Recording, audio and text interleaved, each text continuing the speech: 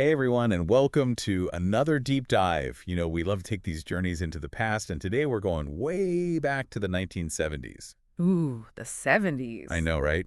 Think bell-bottoms, platform shoes, and of course the slang. Oh, yeah, the slang was something else, wasn't it? Totally. And what's really interesting is that some of that 70s slang is still around today. It is. I hear it all the time, and I bet you do too. Oh, yeah, for sure. Like when someone says, "How's it hanging?" I mean, come on, that's pure 70s laid-back attitude right there. It is. It's so casual and cool, right? You wouldn't hear someone saying that in a board meeting. No way. It's definitely got that informal vibe. Mm. Even when they say hang and drop in the G, it just adds to that chill feeling. Exactly. It's Yeah. like they're saying, we don't need to be all proper here. Just relax and hang loose. Love it. Now, another phrase I've always been curious about is far out.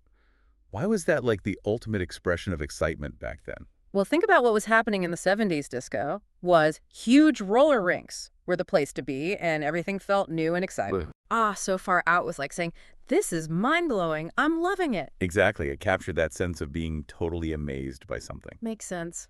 And speaking of roller rinks, I bet there were a lot of foxy ladies there. Oh, for sure there were. But that phrase foxy lady, it kind of shows how language changes over time, doesn't it? Yeah, how so? Well, words that were once totally acceptable can become a bit outdated or even offensive as society evolves. You know what I mean? Yeah, I get it. It's like we're always learning and growing, and language has to keep up. Exactly. And it's important to be mindful that way, Yeah. to think about how our words might affect others. Absolutely. Now, speaking of evolving, the 70s seemed to be all about mellowing out, wasn't it? It was, in a way. You see, the 60s were such a time of intense social and political change. The 70s were kind of like a deep breath, a Mhm. chance to relax and focus on personal growth. I can see that. So, like, mellow out was the perfect phrase for that era. It was all about taking it easy going with the flow and finding your inner peace. Groovy. And when you were feeling good about something back then, you'd shout, right on. Oh, yeah, right on. Yeah. It was like the ultimate affirmation. It could mean, okay, or I agree, or let's do this. It's such a versatile phrase. I love how it captures that positive can-do spirit of the 70s. Me too. It's like a verbal high five full of enthusiasm and energy. Now, this next one always makes me chuckle, gravy. Apparently, back in the 70s, gravy wasn't just for mashed potatoes. Oh, no. Gravy was slang for anything cool or amazing. It's like saying something is the best or top notch. So instead of saying, that new car is awesome, you'd say, that car is pure gravy. Exactly. It's like the word itself became a symbol of all things good and desirable. I love how slang can take something ordinary, like gravy, and turn it into something extraordinary. It's true. It's like they were saying, this is so good. It's like gravy for the soul. Okay, one last slang term before we move on to even more 70s goodness. Hmm. And this one makes me think we need to book it out of here and grab some food. Book it. Ah, yes. That means to leave quickly to make a hasty retreat. Like if you were at a party that was getting busted, you'd say, let's book it before the cops show up. Precisely. It's all about making a swift exit. I wonder why they used book to mean that. It's interesting how slang often comes from the need to communicate quickly and efficiently in certain situations. Right, like if you're in a hurry, you don't have time for long explanations. Exactly. Slang is all about getting your point across in a snappy and memorable way. And speaking of food, we can't forget that the 70s also gave us the word grub, which thankfully has stuck around. Grub is a classic, still going strong after all these years. And after all this talking about 70s slang, I'm definitely feeling ready for some grub myself. Me too. I think we've earned it. It's funny, we were just talking about booking it, right?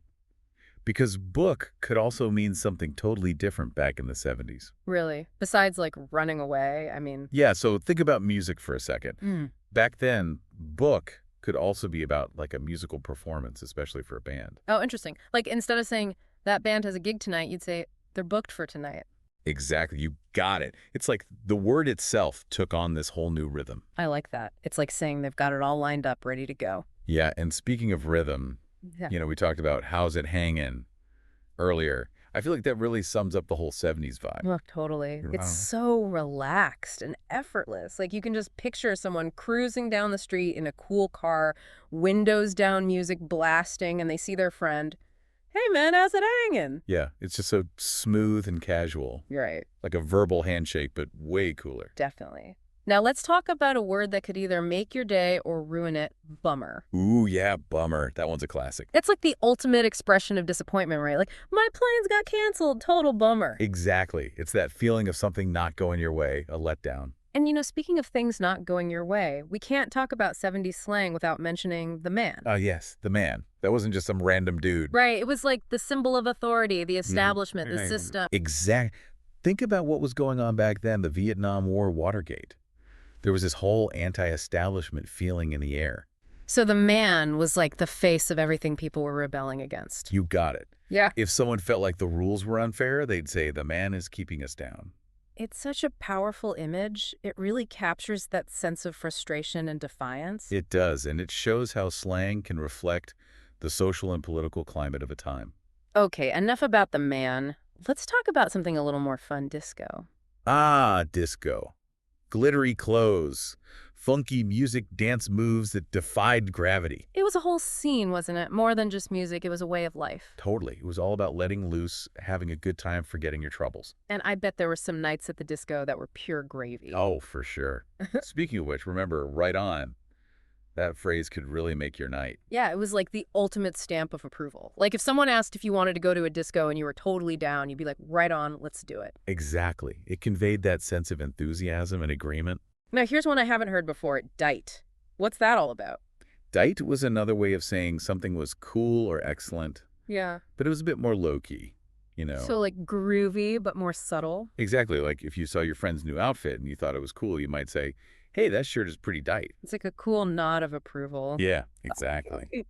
Now for the grand finale of our 70s slang extravaganza, we have to talk about the jive turkey. Okay, jive turkey. I have no idea what that means. Well, a jive turkey was someone who was unreliable, maybe a little foolish, someone you wouldn't want to trust with your pet rock. It's such a funny image. I can't help but laugh. Right, it's like this visual representation of someone who's not quite all there. It definitely makes me think of those classic 70s movies with all the colorful characters and witty dialogue. You're right, slang is so connected to the movies and music of a time. Mm. It helps bring those eras to life. It's like a secret language that unlocks a whole world of cultural references and memories. And that's the beauty of it, right?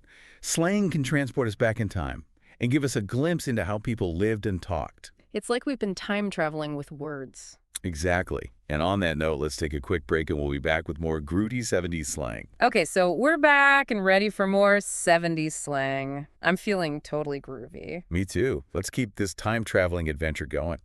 So imagine you're back in the 70s hanging out with your friends, looking for a fun night out.